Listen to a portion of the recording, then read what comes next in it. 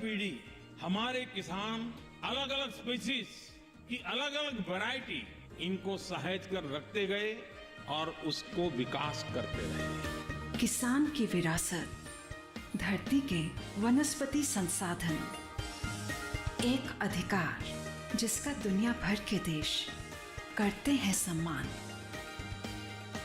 आज भारत उन अधिकारों को दे रहा है नए मुकाम, ताकि और बढ़े किसानों की वंशागत किस्मों की पहचान का अभियान।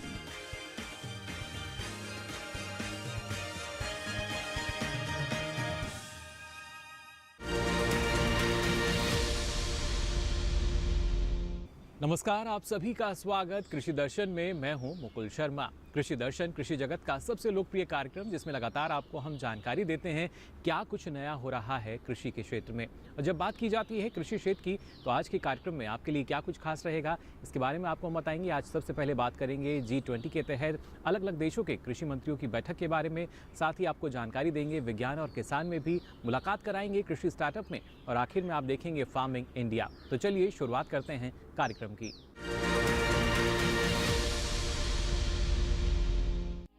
किसान बहनों भाइयों, G20 के तहत एक 3 दिवसीय सम्मेलन का आयोजन किया जा रहा है हैदराबाद में। और ये इसलिए खास है क्योंकि यहाँ पे अलग अलग देशों के जो कृषि मंत्री हैं उनकी बैठक की जा रही है। इसमें आज प्रधानमंत्री नरेंद्र मोदी ने इन सभी कृषि मंत्रियों को संबोधित करते हुए कहा कि पूरे देश की अगर GDP की बात की जाए तो इसमें करीब 30% की हिस्सेदारी कृषि की आती है, और उसके साथ ही करीब 60% का जो रोजगार है वो कृषि क्षेत्र से निकल कर आ रहा है। और इसके साथ ही उन्होंने प्राकृतिक खेती पर जोर देते हुए ये भी कहा कि अब पूरा जो विश्व है वो प्राकृतिक खेती का महत्व भी जान रहा है। लेडीज एंड जेंटलमैन, नमस्कार। I welcome you all to India. Agriculture is at the heart of human civilization. And so, as agriculture ministers, your task is not simply that of handling one sector of the economy. You shoulder a big responsibility for the future of humanity. Globally, agriculture provides livelihood for over 2.5 billion people. In the global south, agriculture accounts for almost 30% of GDP and over 60% of jobs. And today, this sector faces several challenges. The supply chain disruption caused by the pandemic have been worsened by the impact of geopolitical tensions. Climate change is causing extreme weather events more and more frequently. These challenges are felt most by the global south. Friends, I want to share with you what India is doing in this most vital sector. Our policy is a fusion of back to basics and march to future. We are promoting natural farming as well as technology-enabled farming. Farmers all over India are taking up natural farming now. They are not using synthetic fertilizer or pesticides. Their focus is on rejuvenating the Mother Earth, protecting soil health, producing per drop more crop, and promoting organic fertilizers and pest management solutions.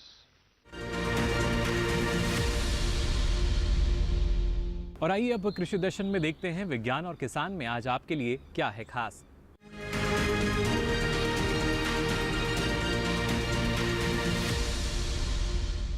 हमारे देश में लगातार बागवानी का रकबा बढ़ रहा है और इसी में अगर बात की जाए खासतौर से फलों के बागों की, तो कौन कौन से ऐसे फल हैं जिनके नए बाग आप अभी लगा सकते हैं और किस तरीके से उनकी देखभाल करनी है, इस बारे में जानकारी दी दूरदर्शन किसान के स्टूडियो में अपर आयुक्त डॉक्टर नवीन काले ने।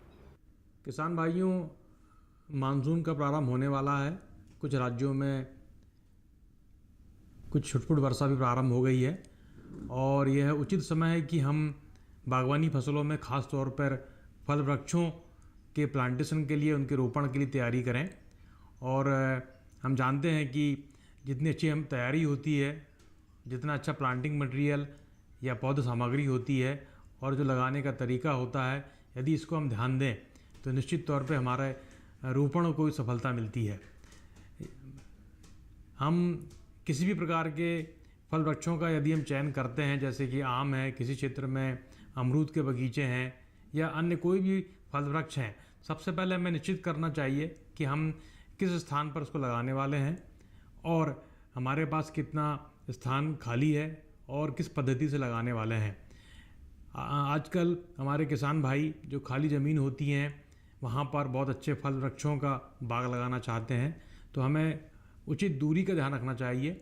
हमें दूरी, पौधे से पौधे की दूरी और कतार से कतार की दूरी का चयन इस प्रकार से करना चाहिए कि हम उनके बीच में हमारे छोटे जो इक्विपमेंट्स होते हैं या छोटे ट्रैक्टर होते हैं उनको आसानी से चला सकें और बीच बीच में हम उनके अंदर में जो आवश्यक क्रियाएं होती हैं, जैसे कि निंदाई गुड़ाई करवाना या उनकी मिट्टी को पलटना, ये सभी काम आसानी से हो सकें।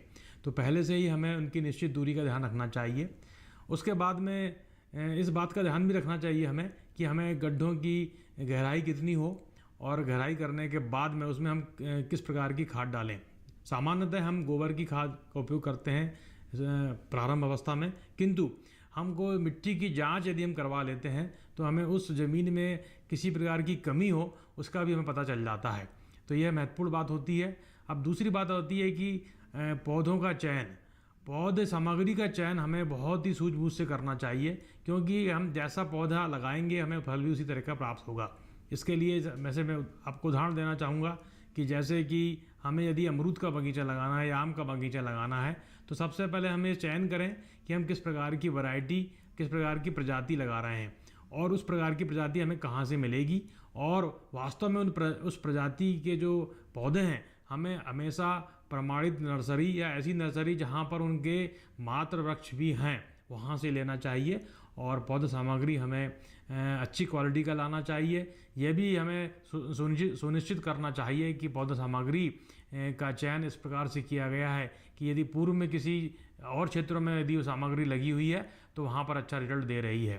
तो इस प्रकार से पौधा सामग्री हमारे लिए महत्वपूर्ण होती है। उसके बाद हम आता है समय लगाना, कब लगाया जाए। तो जैसे ही थोड़ी बरसात होती है, जैसे ही हमें ज़मीन में नमी आ जाती है, उसके बाद हमें पौधों को लगाना प्रारंभ करना चाहिए। और यह भी सुनिश्चित करना चाहिए कि यदि बीच में कभी वर्षा नहीं हो रही है तो हम उनको प्रारंभिक अवस्था में पानी देने की व्यवस्था भी रखें, जैसे कि ड्रिप इरिगेशन के माध्यम से या हमें दूसरे किसी माध्यम से। तो इस प्रकार के हम उपाय करते हैं तो हमारे फलों का जो बगीचा है वो सफलता की ओर जाता है और हमें अच्छे से अच्छा फल प्राप्त भी होते हैं। इसी के साथ ही कृषि दर्शन में यहाँ वक्त हो चला एक छोटे से ब्रेक का। ब्रेक से लौटेंगे तो बात करेंगे कृषि स्टार्टअप की। आप बने रहिए दूरदर्शन किसान पर।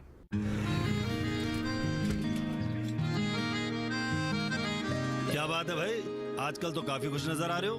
क्यों ना हो, अब मैं ऑर्गेनिक खेती जो कर रहा हूँ ये पूरा प्राकृतिक है, ऑर्गेनिक है। इसमें हमारे खेत, हमारी फसल और हमारी जेब सब फायदे में होते हैं और इसमें लागत भी कम है।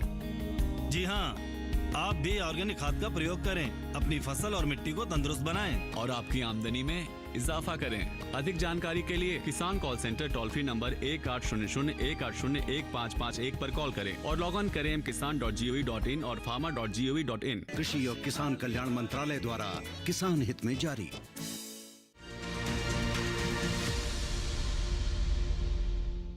ब्रेक के बाद आप सभी का एक बार फिर स्वागत कृषि दर्शन में। अब आइए देखते हैं कृषि स्टार्टअप में आज क्या है खास।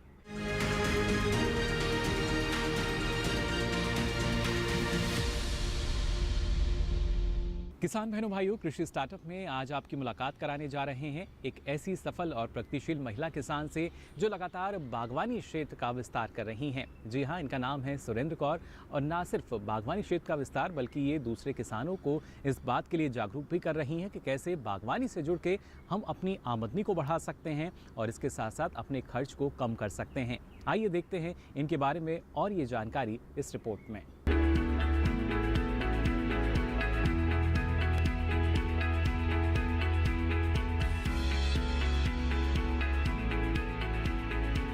आज के इस दौर में खेती के क्षेत्र में पुरुषों के साथ साथ महिलाएं भी कदम से कदम मिलाकर चल रही है। खेती में जुताई, बुआई, कटाई के साथ साथ अपने उत्पादों को बेचने का काम भी खुद ही कर रही है। इन महिलाओं ने ये दिखाया है कि दूसरे क्षेत्रों की ही तरह खेती में भी महिलाएं चाहे तो सब कुछ कर सकती है और कामयाबी की नई मिसाल कायम कर सकती है। कामयाब महिलाओं की सूची में एक नाम है सुरेंद्र कौर का। इन्होंने खेती में कामयाबी हासिल करने के लिए अपने जीवन का एक लंबा समय बिताया है। उम्र के लगभग 8 दशक गुजार चुकी सुरेंद्र कौर इस पड़ाव में भी थकने का नाम नहीं लेती है। वे खेत और घर दोनों जगह काम में व्यस्त रहती है। खेतों की देखभाल, पशुओं को चारा डालना, घर में चूल्हा जलाना उनका स्वभाव और शौक भी है। अपनी इसी मेहनती स्वभाव के कारण सुरेंद्र कौर ने बागवानी के क्षेत्र में अपनी एक अलग पहचान बनाई है। उनके पिता एक सरकारी कर्मचारी थे। काम में व्यस्त होने के कारण वे खेत के कामों में हाथ नहीं बटा पाते थे। यही कारण था कि सुरेंद्र कौर और उनकी मां को खेत का काम देखना होता था। हालांकि गांव के लोगों ने इनका मजाक भी उड़ाया था कि महिलाएं होकर भी वे खेत पर काम करने आती हैं, लेकिन इसकी परवाह किए बिना वे और इनकी मां अपने काम में लगी रहती है। सुरेंद्र कौर को बचपन से ही पेड़ पौधों से लगाव था। यही कारण था कि स्कूल में भी इन्हें पेड़ पौधों के रखरखाव का जिम्मा सौंप दिया गया था। इन्होंने बचपन में ही ये फैसला कर लिया था कि वे बड़ी होकर एक सफल किसान बनेंगी। शादी के बाद भी उन्होंने अपने पति के खेतों में खेती करना जारी रखा। हालांकि शुरुआत में सुरेंद्र कौर ने खेती में कई मुश्किलों का सामना किया, लेकिन जहां काम करने का जज्बा और हौसला हो तो हर समस्या का समाधान निकल ही आता है। सुरेंद्र कौर ने सन 2001 में बाग लगाने का फैसला किया। इन बागों में सुरेंद्र कौर ने अमरूद, चीकू और आम लगाए। वो दिन रात मेहनत करने लगी। पहली बार उन्हें लगा कि उनके सपनों के फल देने का समय आ गया है। अपनी बागवानी की इसी शौक के कारण सुरेंद्र कौर जीवन में सब कुछ हासिल कर पाई। 32 एकड़ में फैले अपने फलों के खेतों को देखकर सुरेंद्र कौर को लगता है कि उनका सपना सच हो गया है। उनके बाग में फलों की देखभाल करने के लिए कई मजदूर हैं, फिर भी वे खुद ही अपने पेड़ों और उनकी फलों का खास ख्याल रखती है। सुरेंद्र कौर ने बागवानी के साथ साथ गाय और भैंस भी पाल रखे हैं। इनकी देखभाल भी वे स्वयं करती है। सुरेंद्र कौर ने अपनी मेहनत और लगन के बलबूते अपनी एक खास पहचान बना ली है। इनकी सफलता में इनके पति का भी बहुत बड़ा योगदान है। सुरेंद्र कौर ने बागवानी के साथ ही 12 एकड़ में सफेदे के पेड़ भी लगाए हैं। इससे उनके खेतों में हरियाली बनी रहती है और पर्यावरण भी शुद्ध रहता है। सुरेंद्र कौर का मानना है कि किसी भी काम को ठीक ढंग से करे तो कामयाबी आपको जरूर मिलेगी। वो दूसरे किसानों को भी सलाह देती है कि बागवानी में ज्यादा मुनाफा है और इसे करने के लिए उन्हें आगे आना चाहिए। इसी बागवानी ने सुरेंद्र कौर को एक पहचान दी है, नाम दिया है और दी है जीने की सभी सुविधाएं, और इसके लिए इन्हें पुरस्कृत भी किया जा चुका है। सुरेंद्र कौर की सफलता की कहानी उन सभी महिलाओं के लिए प्रेरणा स्रोत है जो कृषि में केवल परेशानियां देख रही है। सुरेंद्र कौर ने साबित किया है कि अगर महिलाएं चाहे तो खेती में भी कामयाबी की बुलंदियां छू सकती हैं। तो देखा आपने, बागवानी के क्षेत्र में भी अपार संभावनाएं हैं, लेकिन आवश्यकता तो एक सिर्फ कदम बढ़ाने की। फिलहाल कृषि दर्शन में हम यहाँ रुक रहे हैं एक और छोटे से ब्रेक के लिए। ब्रेक से लौटेंगे तो बात करेंगे फार्मिंग इंडिया की। आप बने रहिए दूरदर्शन किसान पर।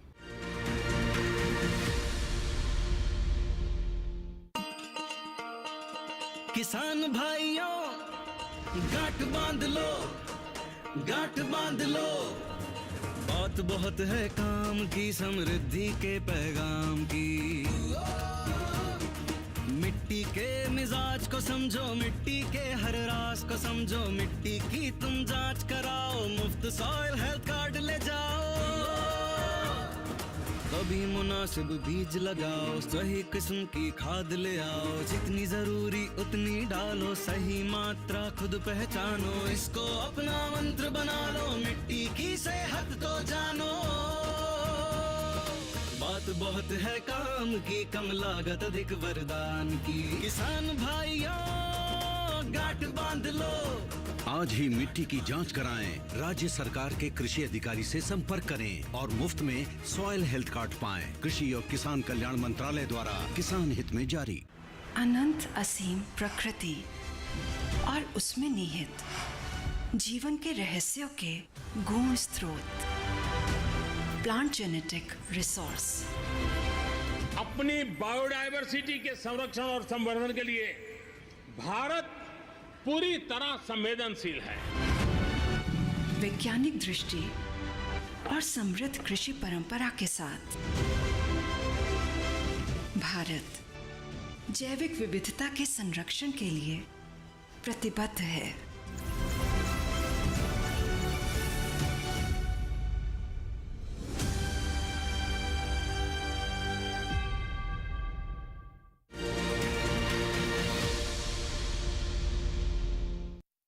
ब्रेक के बाद आप सभी का एक बार फिर स्वागत कृषि दर्शन में। अब आइए देखते हैं फार्मिंग इंडिया में आज आपके लिए क्या है महत्वपूर्ण जानकारी।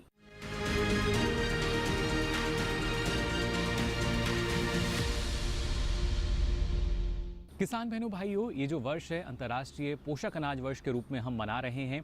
यानी जो मोटा अनाज है जिसको हम श्री अन्न नाम से अब जानते हैं, उसका क्या महत्व है। और इसका महत्व ना सिर्फ मैदानी क्षेत्रों में बल्कि पहाड़ी क्षेत्रों में भी है। जम्मू कश्मीर की अगर बात की जाए तो यहाँ भी जो किसान हैं बाजरे की खेती कर रहे हैं और उसके बाद उसके ज़रिए आटा बनाकर अपने पोषण के लिए भी उसका इस्तेमाल कर रहे हैं। किस तरीके से यहाँ पर लगातार जो किसान हैं वो इसको बढ़ावा दे रहे हैं बाजरे की खेती को, आइए देखते हैं। पिछले कुछ वर्षों से मिलेट फूड, जिसमें बाजरा भी शामिल है, इसे सरकार की तरफ से खास बढ़ावा दिया जा रहा है। हम जब अपने पारंपरिक अन्न की बात करते हैं तो बाजरा उनमें प्रमुख कहा जा सकता है। बाजरे की खेती सदियों से हमारे यहाँ गांव देहात में की जा रही है। देश के दूसरे हिस्सों की तरह जम्मू कश्मीर के लोग भी बड़े उत्साह से बाजरे की खेती करते हैं।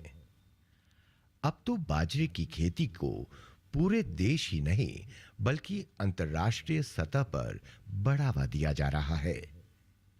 इसे पौष्टिक भोजन की श्रेणी में रखा गया है। मिलेट फूड का अर्थ है मनुष्य के लिए जरूरी तत्व से परिपूर्ण एक अन्न। अधिक पौष्टिक होने की वजह से ये बच्चों और युवाओं के शारीरिक विकास के लिए बहुत जरूरी है। मिलेट फूड बुजुर्गों के लिए भी लाभकारी है, क्योंकि उम्र के साथ शरीर में जिन तत्वों की कमी हो जाती है ये उनकी पूर्ति करता है। मिलेट फूड में कुछ ऐसे तत्व भी हैं जो कई प्रकार की बीमारियों से हमें सुरक्षा प्रदान करते हैं। ये किसानों के लिए भी एक लाभकारी फसल है। बाजरे की खेती में पक्षियों का ध्यान रखना बहुत जरूरी होता है। बाजरा सभी प्रकार के पक्षियों का मनपसंद खाना है। हर फसल की तरह बाजरे की फसल भी समय आने पर पककर तैयार हो जाती है।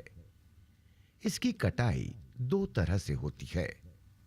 कुछ किसान बाजरे के सिट्टे को पौधे के ऊपर से काट लेते हैं। बाकी बचा हुआ पौधा मवेशियों के लिए चारे के रूप में बचा लिया जाता है। कुछ किसान पूरे पौधे को काटकर सिट्टे को अलग करते हैं। सिट्टे से दाने निकालने का काम आजकल बहुत से किसान मशीनों के माध्यम से कर रहे हैं। जहां फसल बड़े पैमाने पर उगाई जाती है वहां मशीन ही इस्तेमाल की जाती है।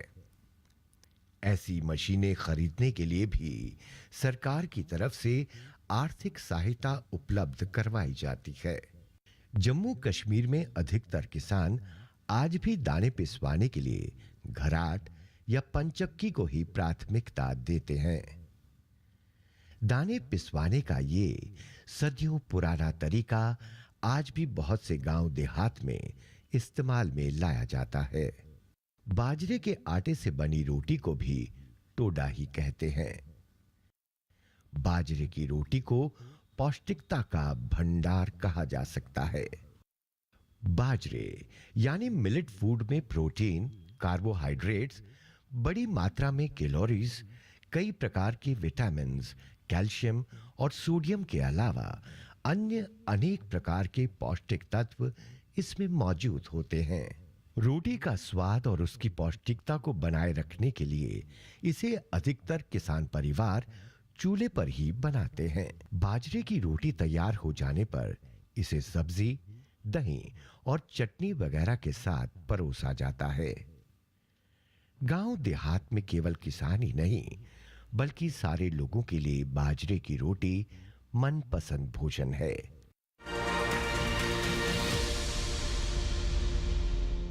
कृषि के क्षेत्र में लगातार किसानों की जो आवश्यकताएं हैं वो बढ़ती जा रही हैं, लेकिन इसके साथ साथ हमारे जो किसान हैं वो तकनीकी रूप से सक्षम हो रहे हैं। लेकिन ये तमाम जो आवश्यकताएं हैं या सुविधाएं हैं किसानों को मुहैया हो जाती हैं केसीसी के ज़रिए भी। जी हाँ, यानी किसान क्रेडिट कार्ड की अगर बात की जाए तो इसके ज़रिए हमारे किसान जो हैं अपनी आवश्यकताओं की पूर्ति कर सकते हैं। किस तरीके से इसका लाभ किसानों को मिल सकता है, आइए जानते हैं।